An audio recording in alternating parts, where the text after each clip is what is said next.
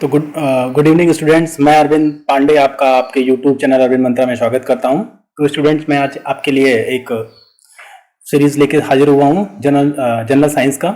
इसमें स्टूडेंट्स हम लोग यूपी टेट सी टेट में जो आए हुए प्रीवियस ईयर के क्वेश्चन पेपर हैं उस पे उसके जो क्वेश्चन हैं उसके जो रिपीटेड क्वेश्चन हैं उसको लेकर हाजिर हुआ हूँ, जो कि आपके एग्जाम के लिए बहुत ही इंपॉर्टेंट है और हम लोग उसको करना स्टार्ट करते हैं। चलिए स्टार्ट करते हैं।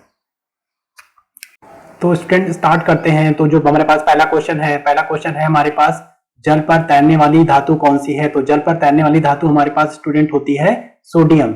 ठीक है। और अगला क्वेश्चन है, क्वेश्चन नंबर 2 जो है आपके पास, प्रकृति में मुक्त अवस्था में कौन सी धातु पाई जाती है? तो मुक्त अवस्था में कौन सी धातु पाई जाती है? तो चांदी आपकी जो है, सिल्वर जो है आपका मुक्त अवस्था में पाया जाता है। उसके बाद का हमारा जो तीसरा क्वेश्चन है वो पूछ रहा है कि कौन सी धातु ठोस अवस्था में नहीं पाई जाती? ध्यान दीजिएगा, कौन सी धातु ठोस अवस्था में नहीं पाई जाती? तो सारी धातुएं तो ठोस अवस्था में पाई जाती हैं, केवल पारा जो है वो ठोस अवस्था में नहीं पाया जाता है। ठीक है, तो बहुत इंपॉर्टेंट क्वेश्चन है, ध्यान रखिएगा। तीसरा क्वेश्चन है हमारे पास एंटीमनी, अगला क्वेश्चन है, चौथा क्वेश्चन है एंटीमनी क्या है? तो एंटीमनी ध्यान रखिएगा स्टूडेंट, एंटीमनी जो है वो है उपधातु। तो एंटीमनी क्या है आपका? एंटीमनी उपधातु है, धातु उपधातु और मिश्र धातु। तो एंटीमनी उसमें से क्या है आपका? उपधातु है। याद रखिएगा, एंटीमनी आपका उपधातु है। अगला क्वेश्चन है, कौन सी धातु बिजली का अच्छा सुचालक होता है, यानी कि उष्मा का अच्छा सुचालक होता है? तो आप लिखिएगा कि चांदी जो होता है वो उष्मा का अच्छा सुचालक होता है। अगला क्वेश्चन है कि फोटोग्राफी में कौन से उपयोगी तत्व प्रयुक्त किया जाता है? तो फोटोग्राफी में कौन सा उपयोगी तत्व उपयोग किया जाता है? तो सिल्वर ब्रोमाइड। ध्यान रखिएगा, सिल्वर ब्रोमाइड जो होता है वो फोटोग्राफी में उपयोग किया जाता है। ठीक है।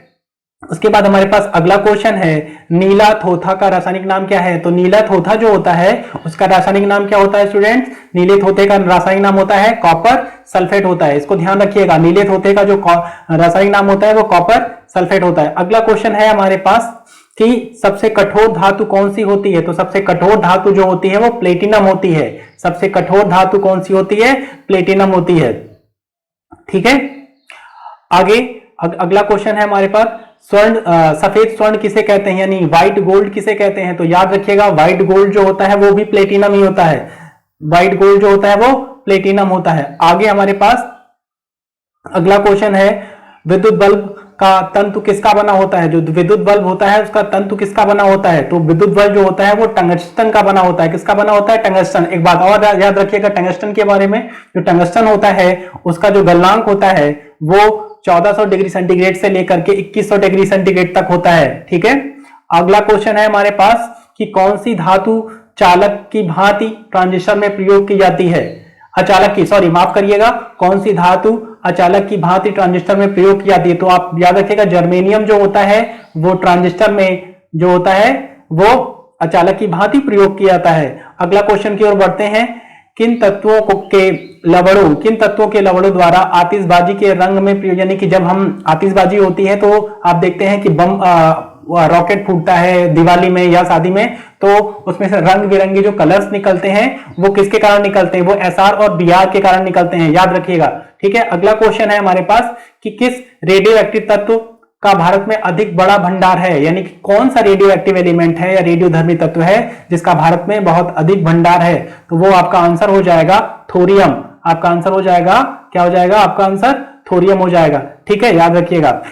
अगला क्वेश्चन है हमारे पास कि कल्पक्कम के फास्ट ब्रीड टेस्ट रिएक्टर में कौन सा तत्व ईंधन के रूप में प्रयोग किया जाता है? तो याद रखिएगा, क्वेश्चन फिर से पढ़ दे रहा हूं, रिपीट कर दे रहा हूं, कल्पक्कम की फास्ट ब्रीड टेस्ट रिएक्टर में कौन सा तत्व ईंधन के रूप में प्रयोग किया था? तो ईंधन के रूप में वहां पर यूरेनियम का प्रयोग किया था, समृद्ध यूरेनियम का प्रयोग किया जाता है। ठीक है। आगे बढ़ते हैं। अगला क्वेश्चन है, भारी जल क्या है? भारी जल क्या है? तो भारी जल, ध्यान रखिएगा, भारी जल एक मंदक होता है, मंदक की भांति प्रयोग किया जाता है। अगला क्वेश्चन है हमारे पास, सामान्य किस्म का कोयला कौन सा होता है? तो बिटुमिनम जो होता है वो हमारे पास सामान्य किस्म का कोयला होता है। ठीक है। कोयले के टाइप में से बिटुमिनम जो होता है वो सामान्य किस्म का कोयला होता है। ठीक है।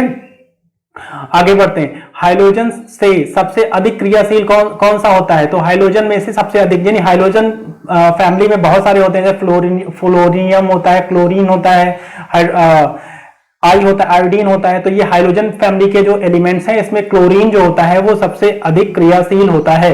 ठीक है, आगे बढ़ते हैं। अगला क्वेश्चन हमारे पास है, प्रकृति में ठोस अवस्था में कौन सा पदार्थ पाया जाता है? प्रकृति में सबसे ठोस कठोर, प्रकृति में सबसे कठोर कौन सा पदार्थ पाया जाता है? तो प्रकृति में जो होता है हीरा जो होता है सबसे कठोर होता है। ठीक है, ध्यान रखिएगा, जो हीरा होता है वो सबसे कठोर होता है। अगला क्वेश्चन है हमारे पास, कार्बन के दो, अगला क्वेश्चन जो है हमारे पास वो कह रहा है कि कार्बन के दो अपरूपक कौन से हैं? अपरूप कौन से हैं? तो हीरा और ग्रेफाइट जो है वो कार्बन के दो अपरूप हैं, याद रखिएगा। अगला क्वेश्चन है हमारे पास सॉरी, होमोग्लोबिन में उपस्थित कौन सी धातु होती है? तो होमोग्लोबिन जो होता है, होमोग्लोबिन हमारे ब्लड में पाया जाता है, इसमें कौन सा धातु होता है? तो इसमें लोहा होता है, ध्यान रखिएगा। ठीक है, तो होमोग्लोबिन में कौन सा धातु पाया जाता है? लोहा पाया जाता है, ये ध्यान रखिएगा।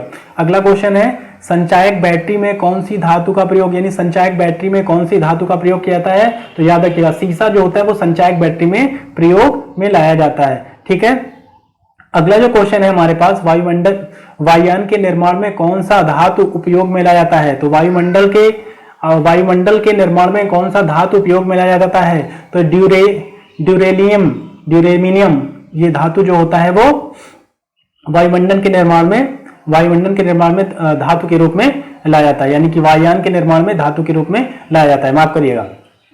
अगला जो क्वेश्चन है, एडम उत्प्रेरक किस धातु का नाम है?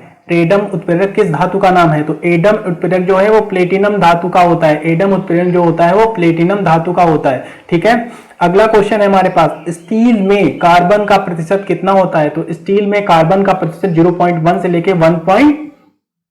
तो स्टील में कार्बन का जो परसेंट होता है 0.1 से लेकर के 1.5% तक होता है। ठीक है, याद रखिएगा। एल्युमिनियम का मुख्य अयस्क क्या होता है? तो एल्युमिनियम का मुख्य अयस्क बॉक्साइड होता है। एल्युमिनियम का मुख्य अयस्क जो होता है वो बॉक्साइड होता है। अगला क्वेश्चन है हमारे पास, मायोग्लोबिन कौन सी धातु का होता है? मायोग्लोबिन कौन सी धातु का होता है? मायोग्लोबिन जो होता है वो लोहे का होता है। मायोग्लोबिन जो होता है स्टूडेंट, याद रखिएगा, वो लोहे का होता है। ठीक है, अगला क्वेश्चन है, समुद्र में सबसे अधिक मात्रा में कौन सी धातु पाई जाती है? समुद्र में सबसे अधिक मात्रा में सोडियम पाई जाती है। समुद्र में कौन सी धातु पाई जाती है सबसे अधिक मात्रा में? तो याद रखिएगा, सोडियम धातु जो होती है वो समुद्र में सबसे अधिक मात्रा में पाई जाती है। ठीक है, हमारे पास जो अगला क्वेश्चन है, ठीक है, अगला जो क्वेश्चन है, कौन सी धातु जल के साथ अभिक्रिया करके ऑक्सीजन पैदा करती है? कौन सी धातु जल के साथ अभिक्रिया करके ऑक्सीजन पैदा करती है? तो ये हो जाएगा आपके पास कैंडियम जो होता है वो जल के साथ अभिक्रिया करके ऑक्सीजन पैदा करती है। अगला क्वेश्चन हमारे पास है, धातु की प्रकृति कैसी होती है? तो धातु जो होता है वो इलेक्ट्रॉन को त्यागता है। तो इलेक्ट्रॉन को जब कोई एलिमेंट इलेक्ट्रॉन को त्यागता है तो उसकी जो प्रकृति होती है वैद्युत धनात्मकता की होती है, क्योंकि इलेक्ट्रॉन निगेटिव होता है और जब वो उसको त्याग देगा तो वो धनायन बनाएगा। इसलिए क्या होगा, धातु की जो प्रकृति होगी वो वैद्युत धनात्मकता की होगी। अगला क्वेश्चन हमारे पास है, पीतल में कौन सी धातुएं होती हैं? पीतल में कौन सी धातुएं, माफ करिएगा, पीतल में कौन सी धातु होती है? तो पीतल जो है एक मिश्र धातु है ना। पीतल क्या है? एक मिश्र धातु है। तांबे और जस्ते का ये मिलाकर बनाया जाता है पीतल। ठीक है, अगला हमारे पास 29वां क्वेश्चन है कि गाजर किस प्रकार की विटामिन से समृद्ध होता है? यानी गाजर में कौन सी विटामिन पाई जाती है? तो गाजर में विटामिन ए पाई जाती है। गाजर में विटामिन ए पाई जाती है, ध्यान रखिएगा, गाजर में विटामिन ए पाई जाती है। अगला क्वेश्चन है हमारे पास, निम्न में से किस पदार्थ में प्रोटीन नहीं पाया जाता है? तो निम्न में से किस पदार्थ में प्रोटीन नहीं पाया जाता है? ध्यान रखिएगा, नहीं पाया जाता है। तो चावल एक ऐसा पदार्थ है जिसमें प्रोटीन नहीं पाया जाता है। ठीक है, तो ये हो गए 30 क्वेश्चन। ऐसे ही हम आपके लिए सीरीज लाते रहेंगे। आपको हमारा चैनल अच्छा लगा तो आप लाइक करें, शेयर करें और सब्सक्राइब करें और अपने फ्रेंड से भी बताएं कि यहाँ पर अच्छी पढ़ाई हो रही है। Thank you very much.